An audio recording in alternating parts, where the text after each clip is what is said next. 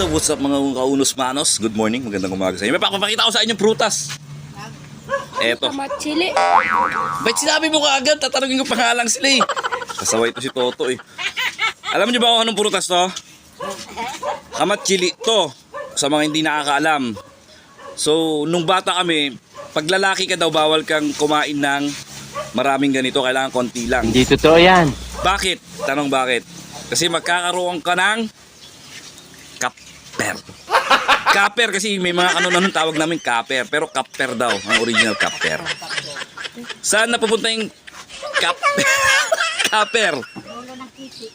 Hoy, bastos to! Pagka may balot pa yung putot, junjun mo, gago ka ng kapper. Mabaho yun. Kaya huwag kang kakain nito ng marami. Pag bata ka pa, pag supot ka pa. Gago! Yan. Tapos, another trivia sa kamatsili. Nung bata kami, ito, tumbuto. Yan. Babalatan mo ng buo. Dapat maging brown. Mabubuo mo siyang brown. Tapos lagay mo sa bigasan.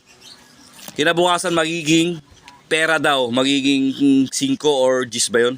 Pero isang budol yun. Walang katotohanan yun. Ang dami kong nilagay sa bigas. Wala. Bukbok, dumami. Sige. Bye-bye.